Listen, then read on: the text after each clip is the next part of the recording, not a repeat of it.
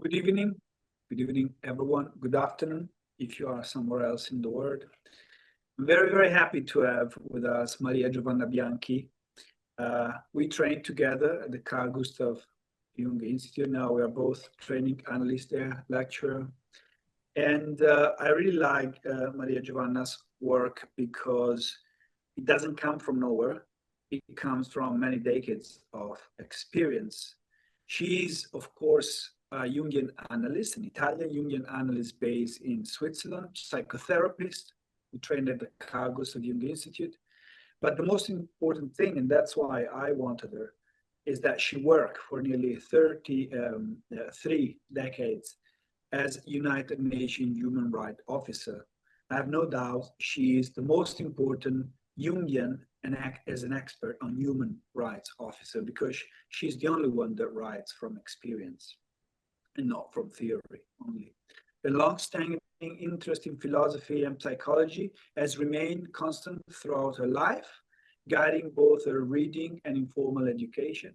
After obtaining her diploma as a Jungian psychoanalyst and psychotherapist for adults, adolescents, and children, she established a private practice conceived not only as a place to address a specific psychological issue, but also as a space to support personal growth and the search of meaning, starting from wherever individuals find themselves in their lives. Tonight, we will look at Hamlet, his famous sentence, "Time is out of joint," and what it means from a Jungian point of view to look at living in catastrophic times. So, Maria Giovanna, the floor is yours. Thank you, Stefano, for this nice introduction. I appreciate, and thanks also for all the colleagues who took the time to connect this evening, to exchange on this. Actually, this is something that was presented some time ago at the 6th European Conference of Analytical Psychologists, the YAP. And actually, Stefano was the organizer, and I suspect he is the one who chose for that conference the title, "When the Time is Out of Joint." And so this paper is mainly based on that. So let's start with Hamlet. "Time is out of joint" is the line that Hamlet basically speaks immediately after the ghost of his father appears to him. And the father, so the ghost, tells Hamlet, reveals that his murder was indeed his brother, Claudius, who not only killed him, but immediately thereafter married the wife, so his widow, Hamlet's mother, and of course took also the kingdom. So in that moment, the appearance of the ghost for Hamlet is really one of these numinous moments, but the numinous, not the fascinating, but rather the uncanny, the shocking moment in which the entire life as Hamlet had known until the time completely unravels. And that's when the time fractures, and we say. So this line speaks about how one can live a normal life, and then in a moment, everything changes. So what is important, however, is the full line, because time is out of joint. It is only one part. The line, the complete line says, "The time is out of joint, oh cursed spite, that ever I was born to set it right." So Hamlet expresses here the feeling that he is cursed because he's living in a world of chaos, in a chaotic situation, unnatural, cunning, and he has this urge that he has to set it right. So by avenging the father's death, but also restoring the political order in his kingdom, and obviously trying to find also an inner order, because at that point he's really on the brink of insanity. And when I read these lines, what I really thought, and what I propose here, and we can of course exchange about it, is that time is always out of joint. It has always been out of joint, both at the personal, individual level and at the collective level. So at the individual level, that's also why Hamlet is this immortal character, no? Of the millions created, he personifies this chaos, this try to set it right, the thirst for justice, etc. So at an individual level, what it is when the world unravels, and that can happen in so many ways. And I think all of us can relate, at least in one moment in life. It could be a call, unexpected call with a certain kind of news, a sudden death, a loss, but can be also a huge disappointment. Could be being laid off, work that it was your life. So usually when this happens, the first thing is that we react, we don't respond. And the reaction is disbelief and is shock and is sorrow. And some go to the level of bordering insanity, like Hamlet. But usually the psyche, in the vast majority of cases, come back in balance. And that's the existential questions start to be replied. That's where we try to set it right, like Hamlet. And this is the individual level. But something happens also at the collective level, when basically the national or regional or international order, like is happening, or it has been happening for decades now, but now it's so evident, happens at the international level. I think that we, and by we I mean Europeans mainly, we had a very Eurocentric view of the world, in which I believe that most Europeans really became aware that their world was unraveling only in 2022 with the invasion of Ukraine by Russia. That's when the war was coming closer at the doors, and that when I think there was a certain level of shock, of disbelief, of fear, of a fracture in time. But why I say this is Eurocentric? Because exactly in the same year, in 2022, the world had been unraveling for decades in other parts of the world. It's just that we didn't feel it so near. So I will just tell you the list of the 12 countries that in 2022, the same year, these are Syria, Myanmar, Mexico, Colombia, Brazil, Haiti, South Sudan, Democratic Republic of Congo, Afghanistan, Pakistan, Yemen. So there is Latin America, Asia, Africa, everything but Europe and North America. In these countries, for decades, had been registered high level of conflicts, which had the most level of diffusion, which means they can spill over to neighboring country. They were the most dangerous to civilians, and they had the highest level of death. So the war had been unraveling. The point is, it had been unraveling somewhere else. We were in a kind of nice paradise. So as Jungians, but not only as Jungians, we can see that wars and exiles and forced migration, mass migration at collective level, exactly as grief, disappointment, betrayal at individual level, are experiences that have always existed and they will always exist. And so in our language, we can say these are archetypal experiences. So after this introduction, I would like to present a series of quotes and excerpts of Jung's writing about it. He didn't write much on the political juncture of his time, but still he did write something. And he, of course, understands the political situation of his time. He analyzed it through his world vision, which means through the tools of analytical psychology. And definitely, his life spanned a series of time out of joint, because his writing spanned the First World War, the Great Depression, the Second World War, the Holocaust, the colonialism, etc. So they were definitely not quite time. And what he was continuously underlying was this mutual influence between collective and individual in these recurrent times out of joint is a repetition. So I would like to start with, I will very clear, because I'm not sharing slides, on the source of the quotes. So the first quotes come from Collective Work 8, The Structure and Dynamics of the Psyche, the chapter on the nature of the psyche, the paragraph 406.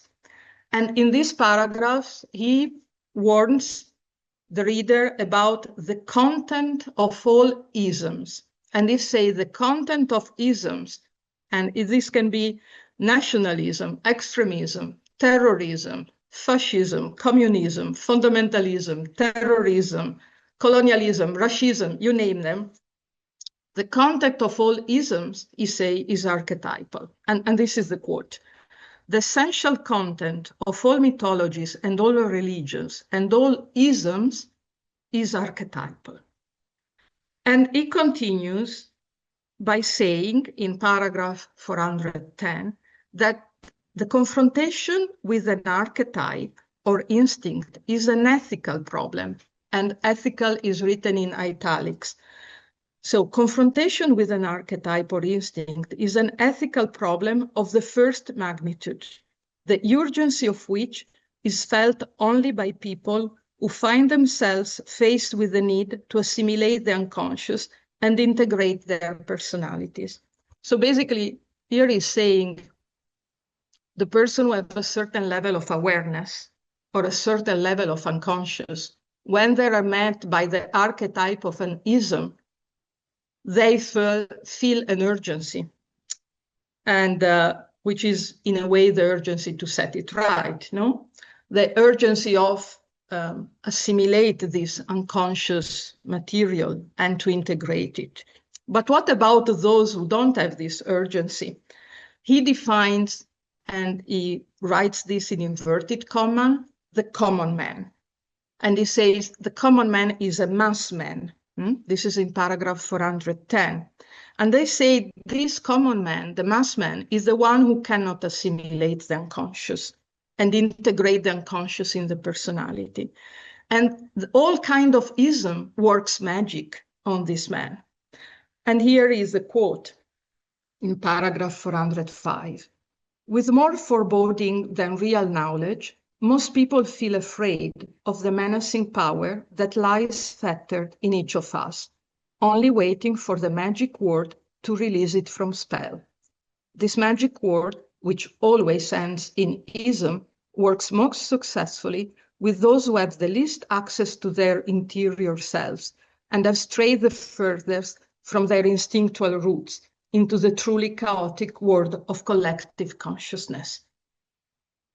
And further on, paragraph 426, he really warns and says, isms are the most serious threat because they are nothing but the projective identification of the subjective with the collective consciousness. So basically, the lack of criticism, right? The lack of an individual stand in these things that mount.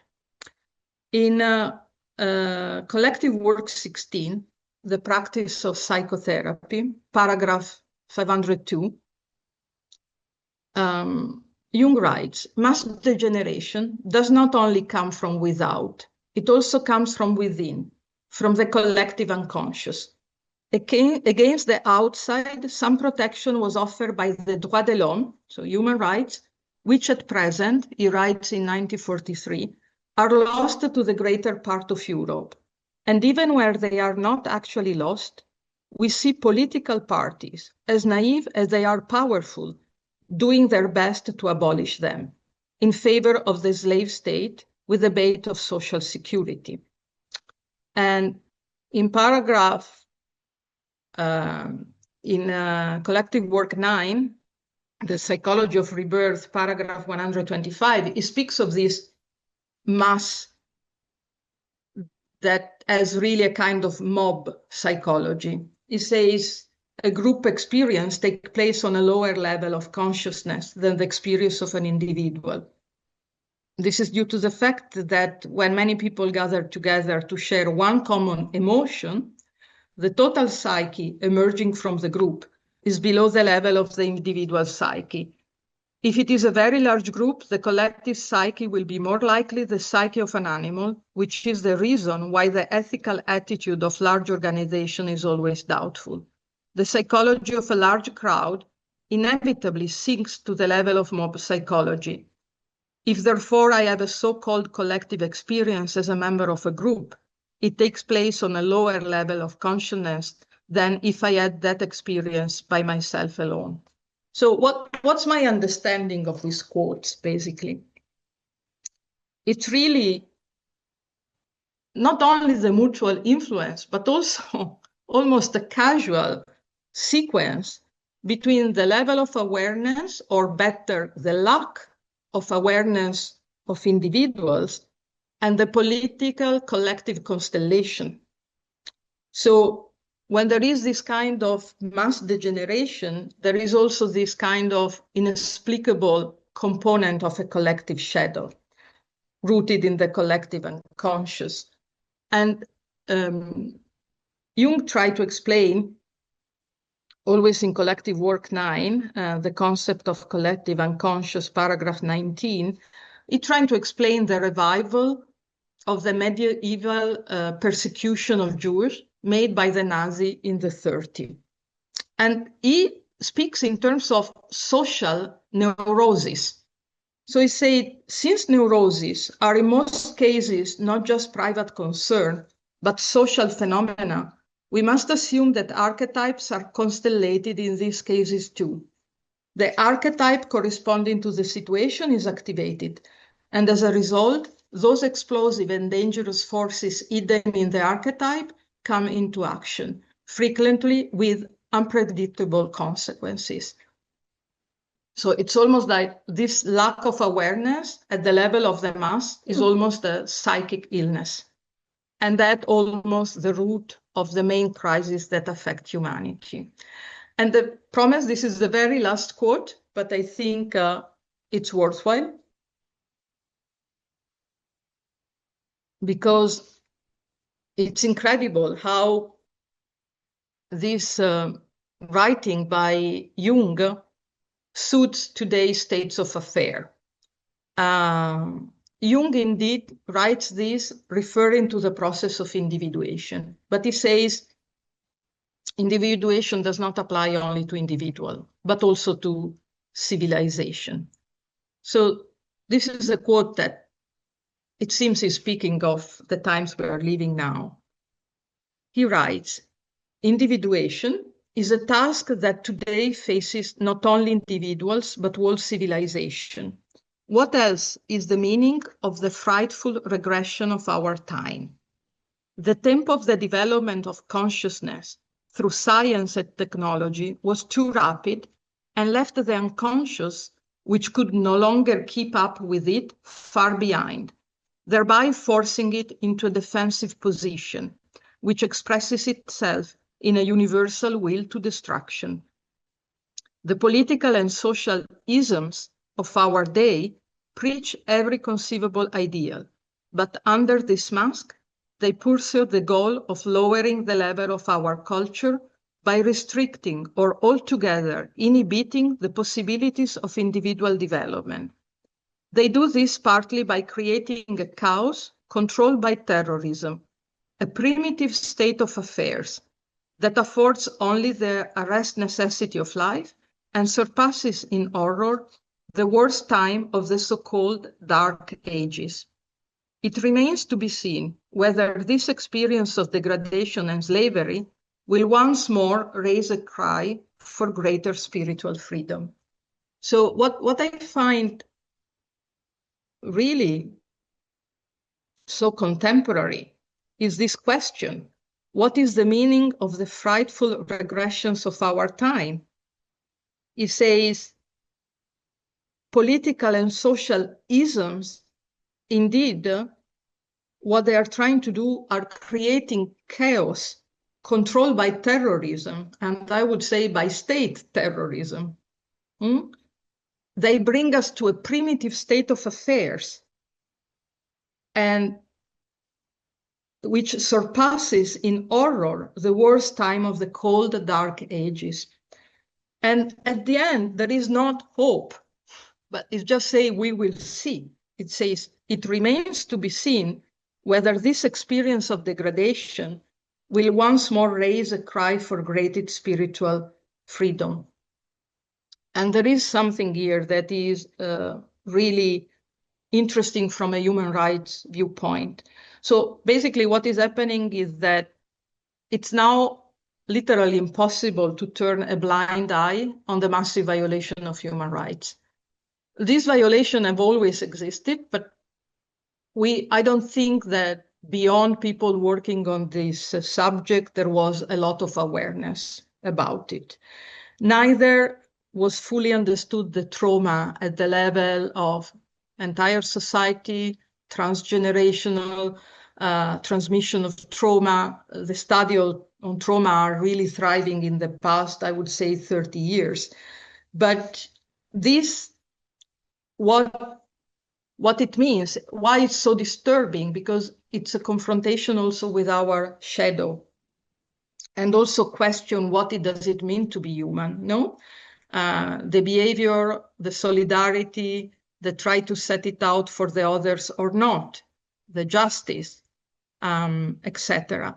So what happens in the history of human rights is that paradoxically, the worst time can give hope for the future.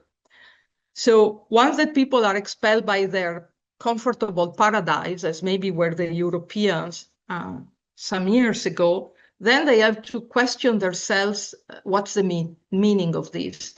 And the search of meaning presupposes that the meaning has been lost.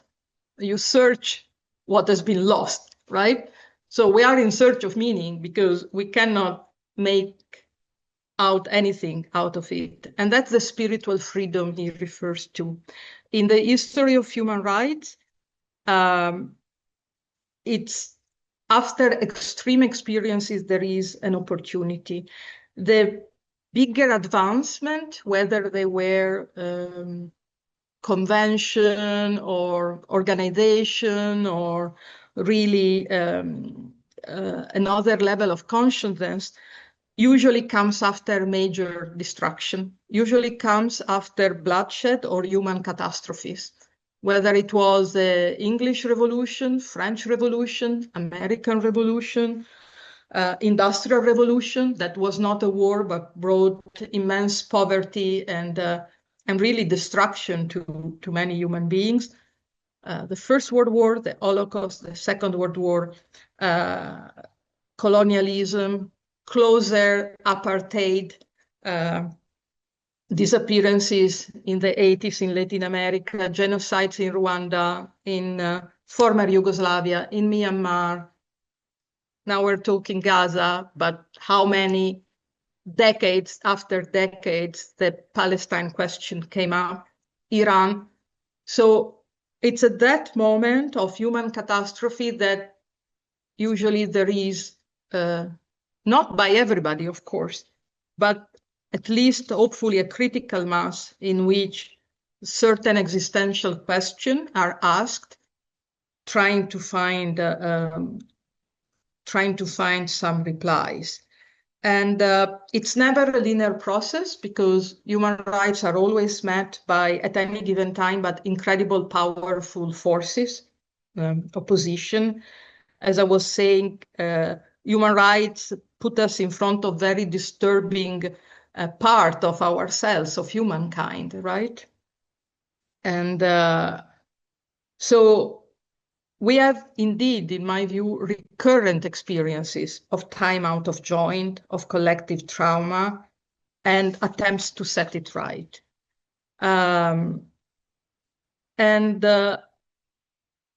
We hope that is a circumambulation that brings us each time to a little bit correct in a spiral upward with a little bit more of consciousness. And what I can say is, I mean, maybe, I don't know if it's expected, but the reality is that at a global level, the humankind is better than it has ever been. I'm talking at global level, okay? So there have never been so many children educated. The poverty worldwide is at the lowest percentage, and women, which are clearly discriminating. So obviously I'm not talking about women in Afghanistan, but at a global level, have a kind of freedom that they didn't have before, which doesn't mean that they are not discriminated, which doesn't mean they're equal at all. In the part of Europe where I live, in Switzerland, in a specific canton, women were given the right to vote only in 1990. And for a transition period, they had to be accompanied by their husband or fathers or brother to vote. So this is the kind of, so yes, if we take the specific, incredible, awful situation, if we look at the global, there is a spiraling up in the human condition. So, so why we want to set it right immediately? And I understand this. Basically, it's very difficult also to think that at the global level, there is this kind of, how can I say, lack of coherence. At the global level, certain things go better. The data collected in the past years. And then you have these unraveling moments in which the international order is definitely not what it used to be, and the menace is so close. And there is this urge that we all have to set it right now, and I don't know how feasible it is. That's the reality. Because when we see this massive violation and this incredible suffering, we want to see it, finish immediately. We want to find a solution immediately. But our concept of time doesn't help here, because it's a little bit like having chrono and kairos, no? You want to set it right now, but the reality is that it's more than a process. We're talking about a process. And what we're really talking about in Jungian terms is the ability to hold this tension, yeah, in front of this development that unfolds. And that is the time of maybe the opportunity. And I had already written this, and I already discussed and exchanged with friends and colleagues some time ago. And then it's interesting because after a while, I came through this quote again by Jung.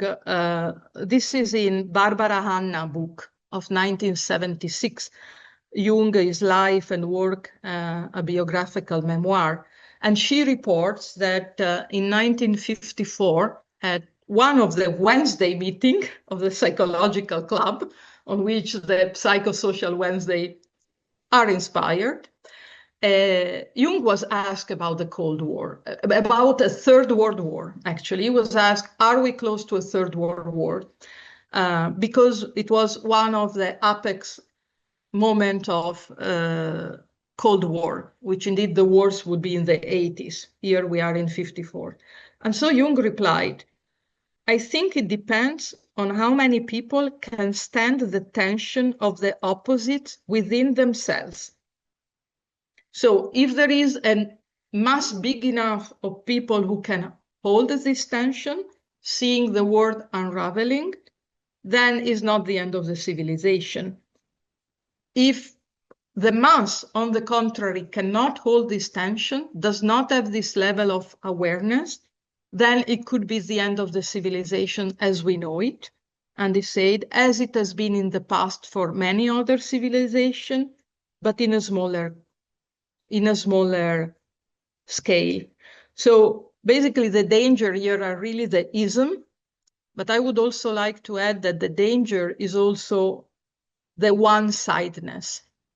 I believe that when these forces come so violent and we feel so threatened and so menaced, it's so difficult to hold the tension.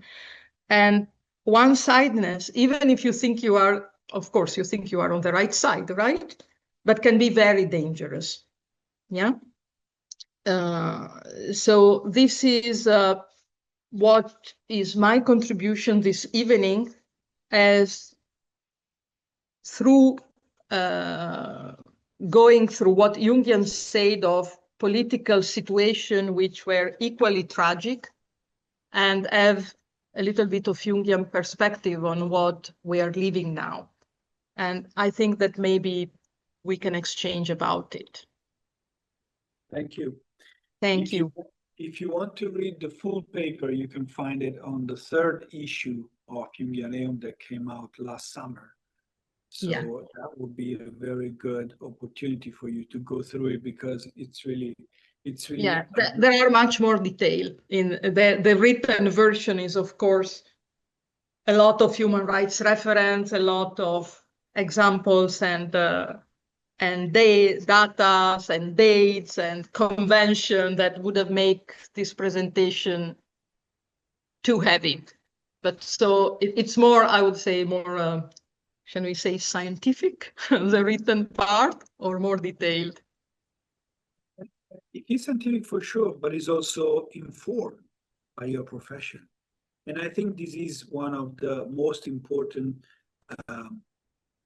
elements of neo-Jungian studies, where a Jungian or a neo-Jungian is approaching a thing and knowing about it so much that we can stand beyond analytical psychology. I've been working as well on Hamlet, on time is out of joint. Sociology, contemporary sociology worked on it, and time is unhinged, or the upside down if we look at Stranger Things. But let me ask you the first question, and I would really like to have a conversation with you all, especially also those that are connected but without video. If you want to come back with us, would be amazing. You touched upon it. You said we globally are much better than before. And then time is out of joint. But could we say that time is always out of joint and is never out of joint? You know, also playing on the objective, subjective level that Jung proposes. Yeah. I believe that time has always been out of joint, and it will be. So that's exactly the interaction, subjective, objective, right? And I think that it's the fear really mounting in us, and the shock, the certain situation at individual or at collective level make us feel so powerless, right? And that's where the fear mounts, and which you think that you're really facing an impossible task or something that has never lived before. I don't know, we both have teenager girls. So the first time that there is a romantic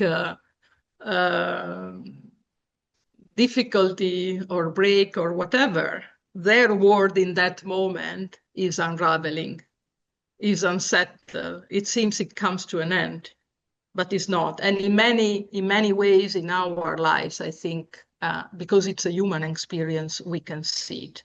And again, what I really think is happening now, and why, is that we believe so much on a certain kind of stability and interpretation of the world. I'm talking about international relations, that for us was predictable.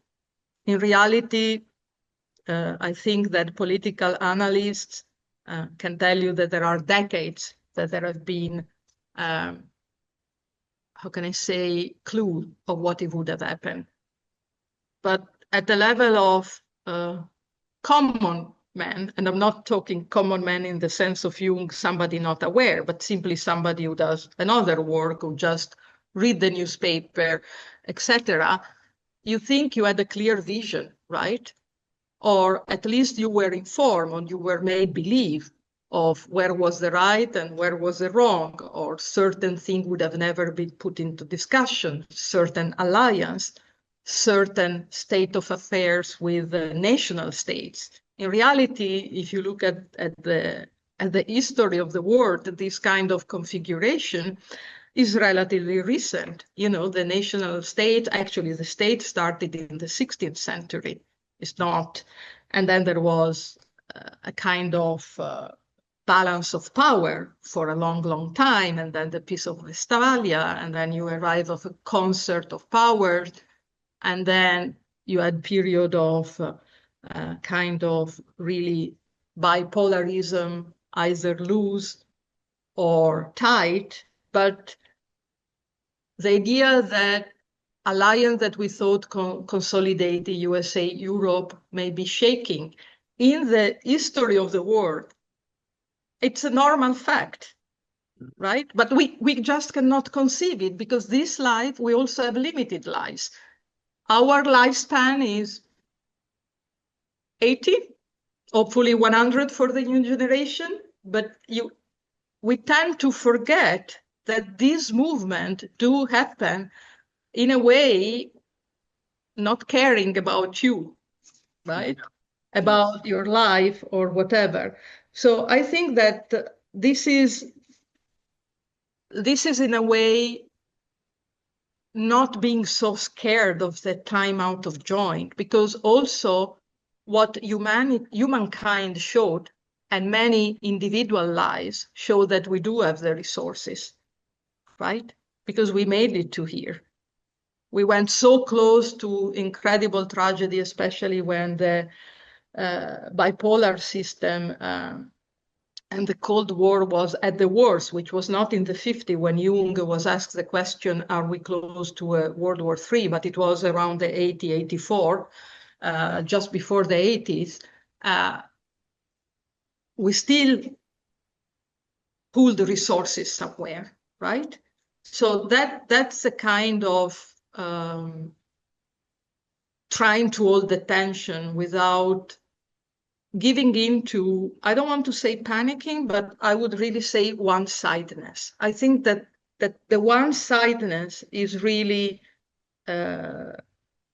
what doesn't give much space for the exchange and for the other side, no? That was exactly Jung said. There are always opposite and you have to find a balance. But if you are totally one-sided, you leave little room. This is true also if you're too conscious and you don't live for the unconscious, or you are too unconscious and you have no, you don't have a foot in consciousness. So this is the kind of movement I see, and the parallel between international relations, human rights, and analytical psychology. Yep. Thank you, Giovanna. I totally agree. When there is one-sidedness, we cannot really reach out at our resources, and even what Jung called differentiation is simply impossible. And we are stuck in the spirit of the time, and that cannot be, which Jung called in German Herrengeist. So really the spirit of the male, of the morality, of the shared morality of the time. And that's why we went through a suspended time, or the suspension of certainties, and even the end of certainty between COVID and the invasion of Ukraine, and then Gaza.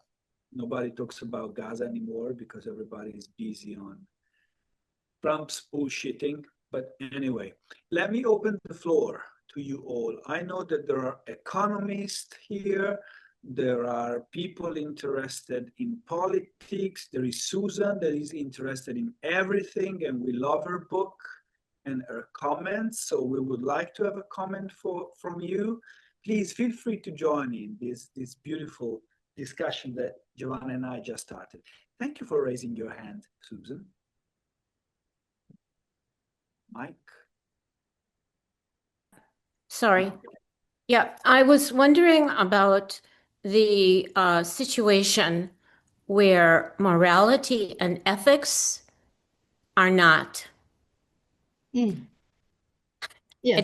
I'm just going to say that. I know it's like kind of open-ended, but and they're not the same thing. And actually, while we had the same thought, because while Stefano was speaking, it came to my mind the book of the sociologist and philosopher Margalit.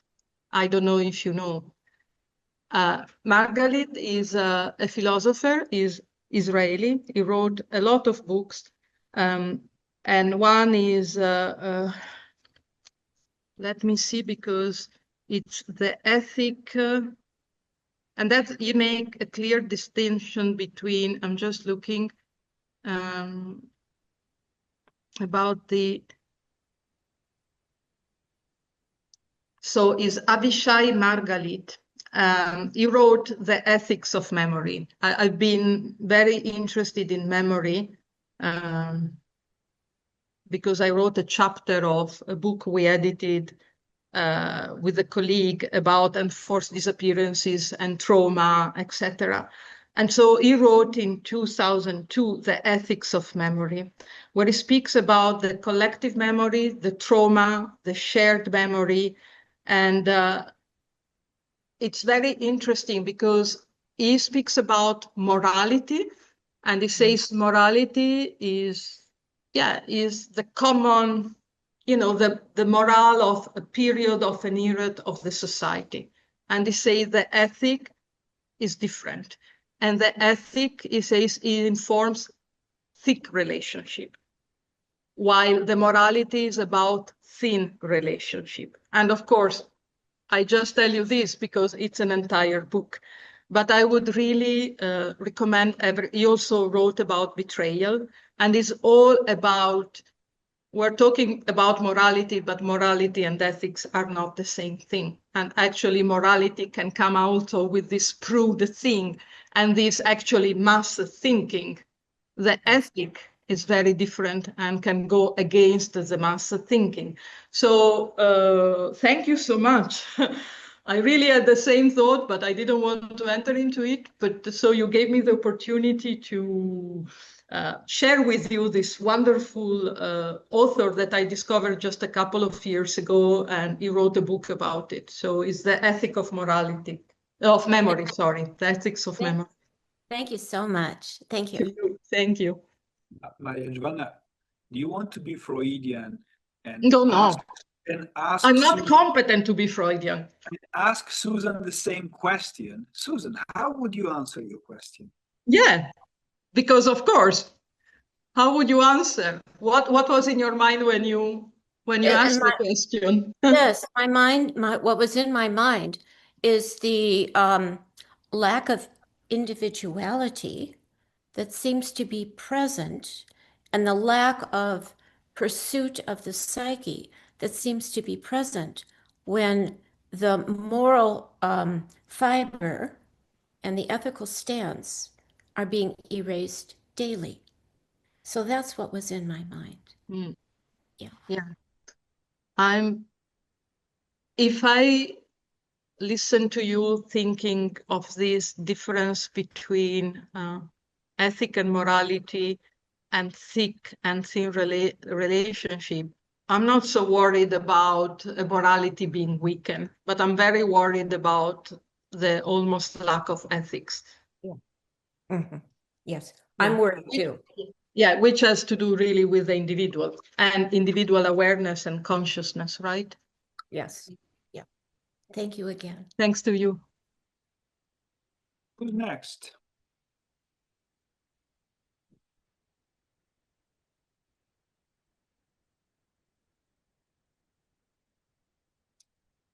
Anyone else has a comment, has something to add? Let's work on our Psychosocial Wednesday communitas, where everyone brings a little bit. Otherwise, I will start picking names of friends who are knowledgeable. Aha, here is the knowledgeable friend that I wanted to call. Ciao Luigi, the floor is yours. Ciao Stefano. Good evening to everybody. Just, Of course, the theme allows a lot of elaborations. I mean, a lot of thoughts came into my mind. Referring to what we were saying lastly, to what Maria Giovanna was saying lastly about thin relationships, or let's say thicker relationships, it came to my mind Gunther Anders and the question of technology and the place of technology in our life, not only of our life, but of people who was born, let's say, after 2025, 2005, that were born with internet, high speed, at home. What is the tendency for me is that the tendency is towards light relationships, towards morality against ethics, And that's for me one of the key development of the future. This will be the world. Those who today, I mean, I had, a young man who arrived here, 17 years old, with the diagnosis of, dissociation. He lives in a situation where, he came and said, well, it was Monday morning. He said, well, Saturday I went to China to play ping pong. And I said, well, to China now? I said, well, it's a bit difficult. Well, of course, he went to China. In the sense, he opened his computer, he played ping pong, making a game, a match, on the computer. And he has friends there. He has friends everywhere. He doesn't know them, but he knows them. And he can change avatars. His identity can change. He has several identities. This is the word. I mean, of course, for me, as a baby boomer, and to the psychiatrist, he's dissociated, it's a problem. He's not going, with his friends at school. But the world is going towards that direction. So the question for me is how we enter into that. Personally, what we can do to that, knowing that.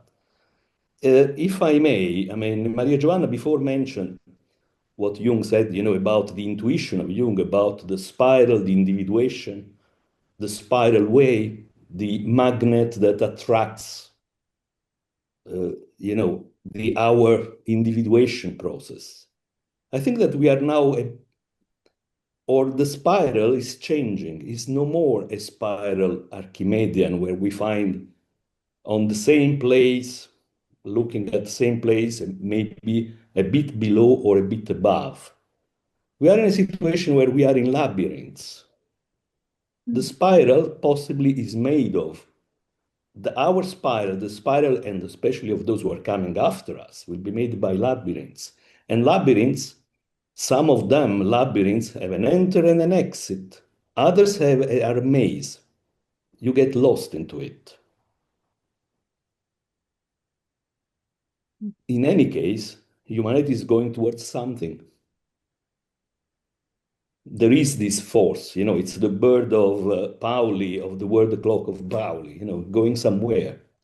But I think that we are entering labyrinths, and only with luck we can get out of it. And I'm afraid that there will be a big labyrinth waiting for all of us, at least for those of us who are living this time as time out of joint. For us, the time is out of joint, not for the rest of the world. Well, okay, so thank you. It made me think that you said so many things. So I just had two maybe that I feel I can find the link. When I quoted Jung about the process of individuation, but he was referring also to civilization, right? Mm-hmm. In studying the process of individuation, collected work 9.1, paragraph 617. He really spoke about science and technology of that time. And it is, what else is the meaning of this frightful regression in our time? And this is his explanation. the tempo of the development of consciousness through science and technology was too rapid and left the unconscious, which could no longer keep up with it, far behind, thereby forcing it, the unconscious, into a defensive position, which expresses itself in a universal will to destruction.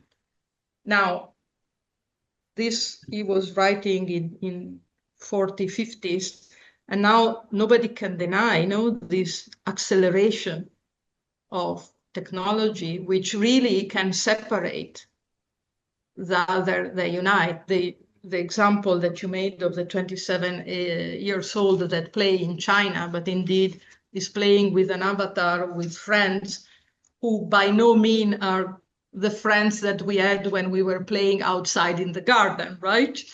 My childhood friends, I have a WhatsApp that is called in Italian Amici d'infanzia, childhood friends.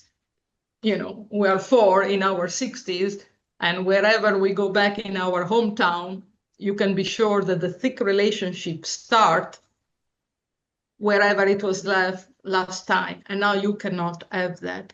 So definitely, but that's what I think. I think that if this person is already with you, right, in analysis, he has already, hopefully, 1 foot out of the labyrinth. Because that's exactly what it's saying, is that this unconscious and this lack of thick relationship through a different stage of awareness, right? That we hopefully, we hope he will gain, through analysis. Maybe that is the step out. The point is, what is the mass? I'm not saying we're saving the world if everybody goes to analysis, but definitely this kind of level of introspection in the kind of world that you described is much more difficult to reach, because you don't have a real person or a real friend who tells you you're wrong, you're right, or we fight and we're friends anyway. And so we realize that the one-sidedness doesn't bring us to anything. In a kind of very artificial, detached world, you can always be on your side with no real confrontation, right? So, but what I'm saying is, maybe in the case of your patient, it is the fact that he is in analysis, the first step out of the labyrinth. Yeah. Just a final comment. I mean, he has been brought to analysis by his parents. Okay. But there is a phenomenon which is personal of this young man, 17 years old, but it's also collective. And it's this research of the body. I was, if I go around in the city here where I live, I see that there are so many gyms that are opening, just, and thousands of people are there. It is as if an answer to this sort of lack of relationship or a lack of a thicker relationship. Yeah. The answer is a sort of connection to the body. Which usually, we say, well, they're narcissists, it's culturism, it's bodybuilding. Could be that this is a sort of reaction of the psyche at collective level, because it's too general, and it's also now starting with women. I see many girls going to bodybuilding. We don't know. We'll see. In any case, thanks very much for the Just presentation. one comment that I think maybe is interesting again about this thick and thin relationship.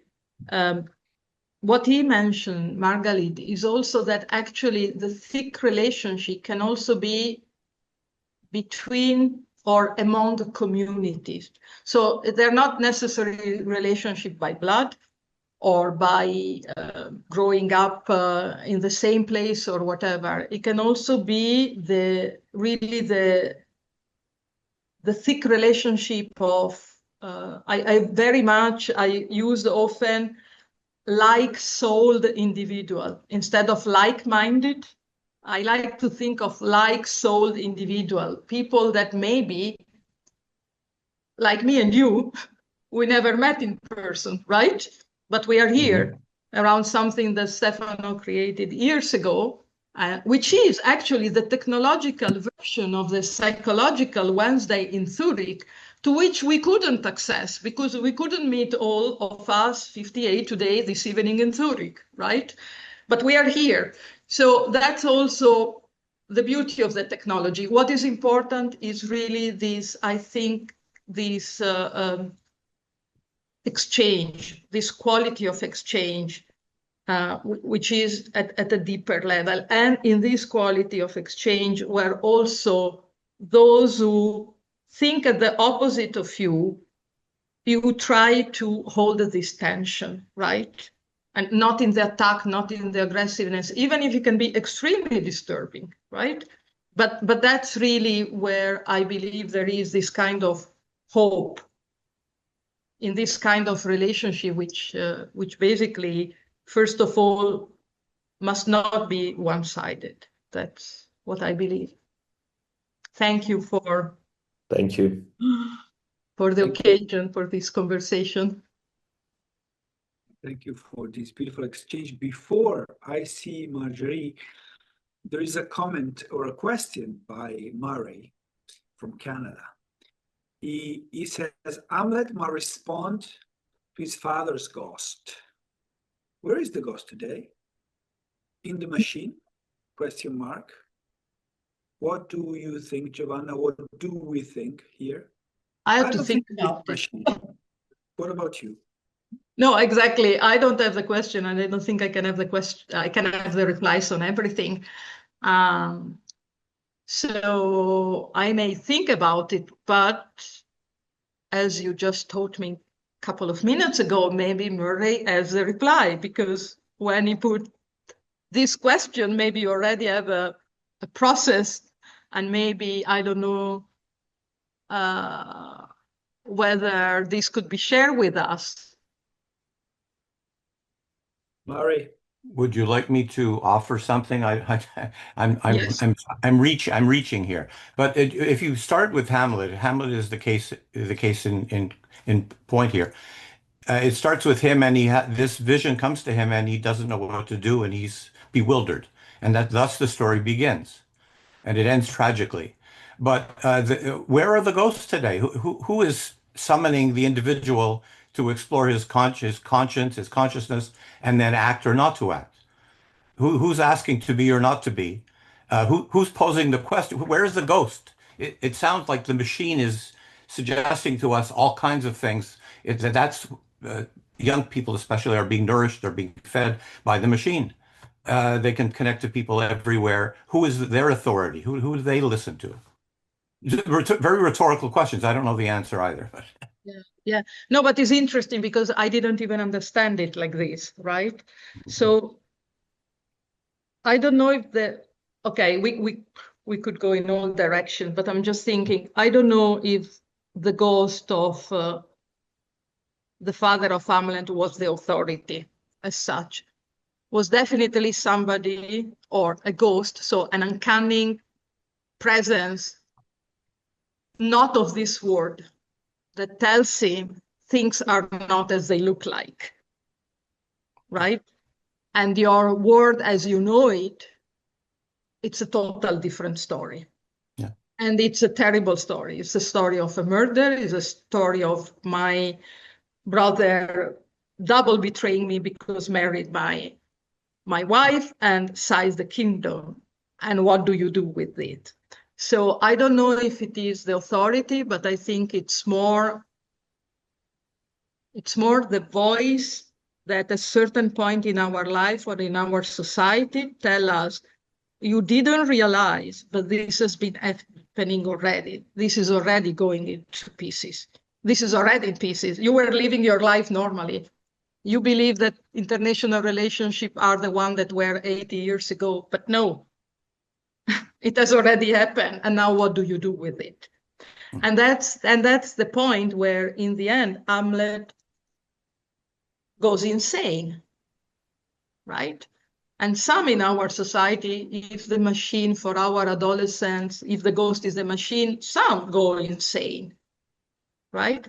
And others pull the resources. So I see it like this. This is a very quick reflection, what comes to my mind, but maybe others have other ideas about it. But for me, the main message is the moment you're bewildered, shocked, the moment in which for you the time is out of joint, indeed it's already happened. It's just that you didn't realize it.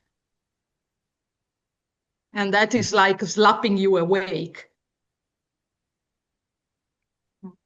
I would like to add my bit. How about if tonight we're all in the graveyard? It is in the graveyard where Hamlet meets the ghost. And it is only when he's ready to meet the ghost that the father speaks to him. Before he was not ready. Before he was in a very Jungian fashion, in the spirit of the time, you know, in the first half of his life. And then he can understand that is to set time right when he connects with the spirit of the depth. Mm. Marjorie, what do you think? I think this is fascinating. I'm chiming in for the sake of the dialogue. Thank you, Maria. That was a beautiful presentation. I'm aware of so many isms flying around in my head, and the two that seem to be most in conflict right now are globalism and nationalism. I just got back from the United States, and I can tell you people are suffering. They really don't want to be there. Everyone's trying to think about how to get out of the tension. They don't want to hold the opposites. They want to go into the spirit of the deep, I can tell you. They don't want this struggle. And of course, nationalism is regressive. So how do we accept that? We can't accept that. No. It's not, just one last comment, and I'd love to hear you speak on that, but I wanted to mention briefly that if we look at astrology, tomorrow Neptune and Saturn are conjunct in the 0 degrees of Aries, which is, of course, the first sign of the zodiac. And so a lot of astrologers are saying, look, don't even fight the old order. It's on its way out. It's dying. And the more we fight it, the more, I guess, we even hold it in consciousness, that the more power we give it. And probably just better to focus on the future, because there's nothing we can do. The old order is dead. So, well, thank you for the kind words. First, it's nice, but also thank you for your comments in which you say we cannot accept that, we cannot hold that.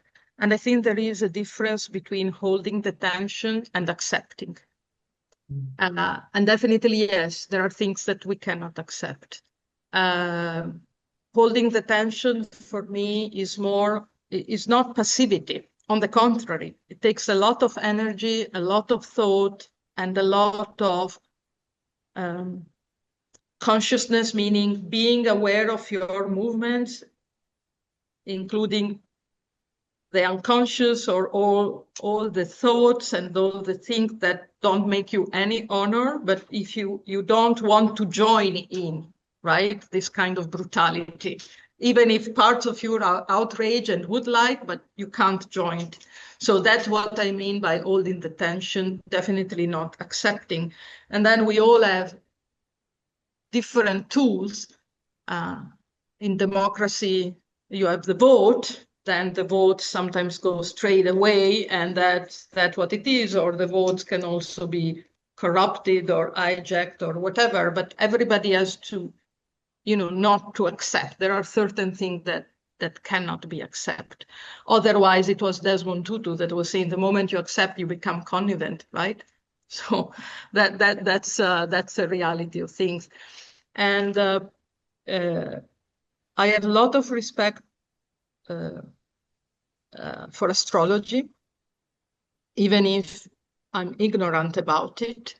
So, but whatever is the conjunction that is happening now, I do agree that the old order is over. That's very clear. And we see it in so many actions, right? At so many levels, in which now it says the international order is at risk, which is true. And the international order based on law is at risk, but not because the international order based on law is conceived by such a virtual human beings. Also, all these kind of laws are indeed based on trying to codify certain behaviors so that they are predictable. For example, there is also the law of war. It's definitely not something ethical or it's the law of war is both the use ad bellum, when is justify a war, which already one say, is it justified? Or the use in bello, how do you behave in war, which is the international humanitarian, or how you treat captives and whatever. And the idea is that both need this international order, because at one moment or the other, you can be on the side who needs this codification. And now this seems to be completely off, because what is happening is really the kind of international order in which the main actors are totally unreliable, unpredictable. You cannot trust. That's a real point. And so all kind of things, removing chief of state, whatever is the reputation of this, invading a country, whatever, that look like Fanta politics now is normal, right? And this is this unpredictability.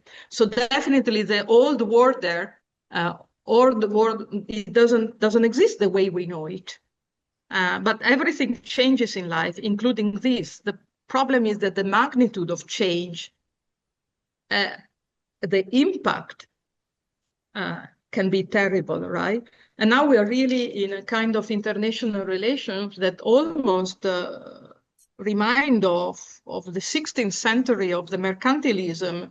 I want a resource, I need something, I take it. Full stop.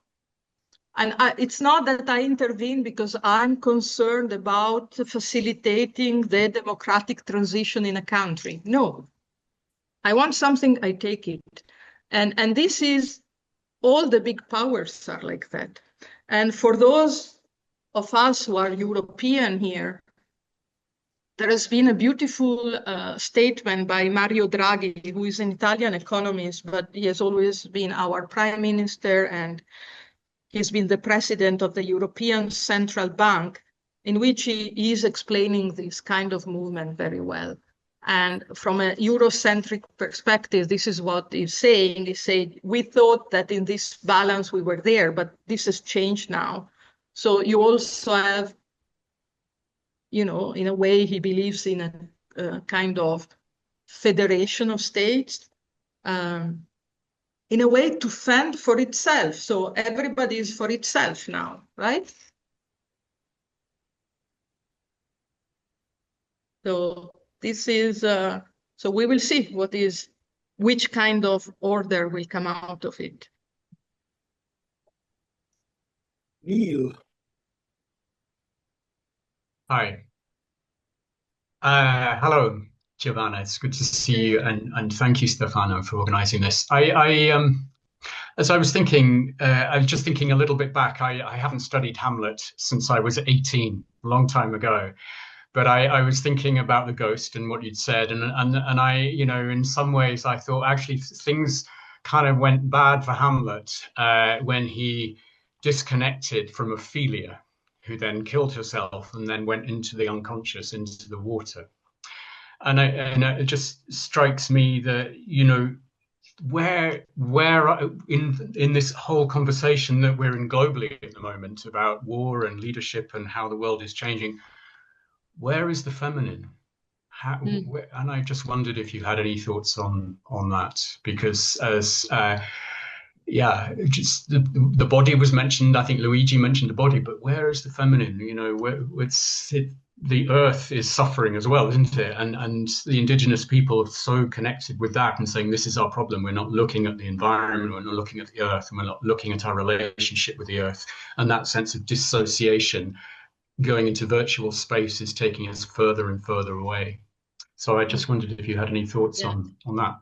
No, no, because I think it's extremely profound, which it doesn't surprise me because you and I, Neil, we've exchanged on many other issues, so I know the level of the depth of your thought. This was never supposed to be, an analysis of Hamlet, which also I've read when I was 16, and plus in my English class being Italian, so definitely at a different level than yours. It was more about really the time out of joint. So it's a pertinent question. I don't know. Right now, I have in mind another book, but I cannot remember the title or whatever. It's written by a woman, a writer. She's writes science fiction, and she wrote about. Just give me 1 second. Just 1 second, and I may find it.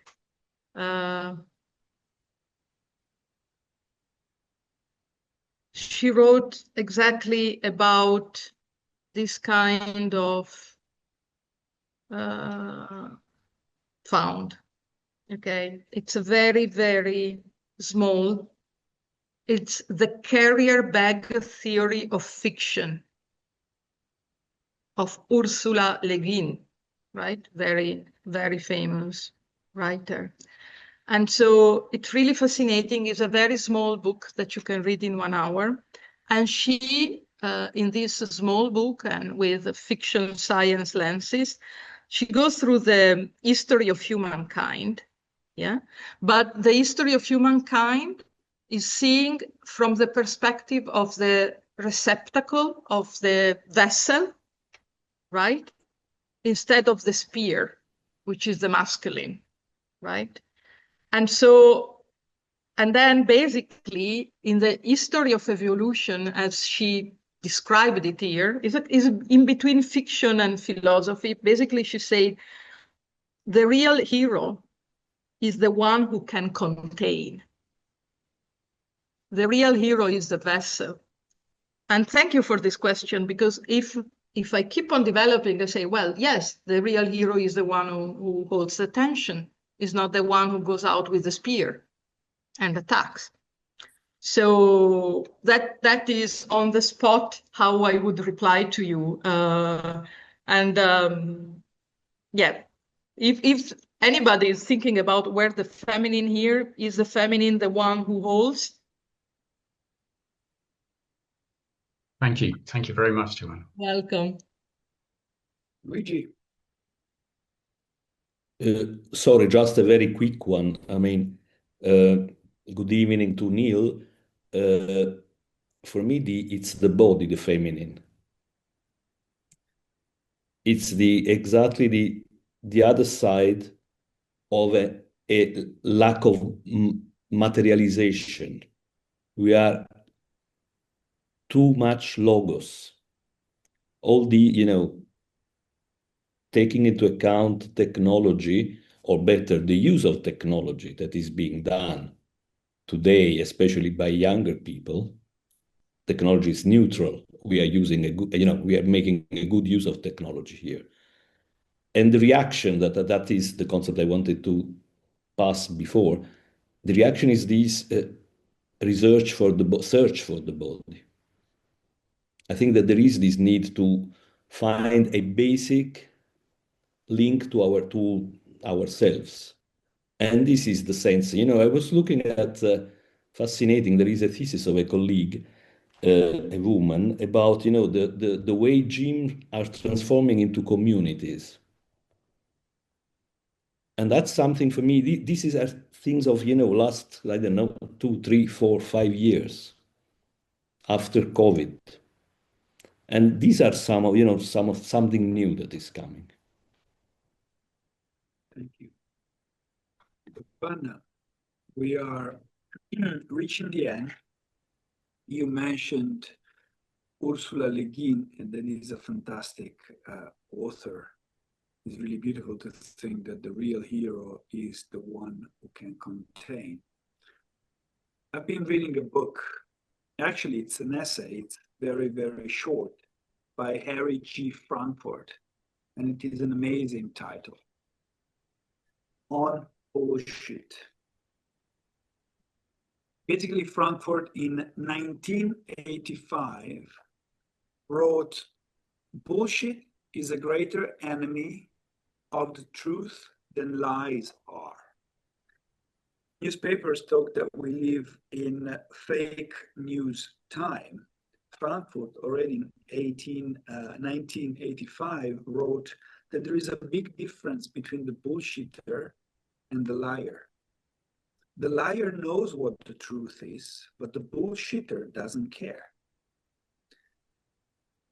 I would like to say good night to everybody thinking about this, the difference between the liar and the bullshitter. Giovanna, with your work, you help us to mark a difference between the two categories. Thank you, everybody. See you in a month with John Beebe. Bye-bye. Bye. Bye-bye. Thank you. Thank you.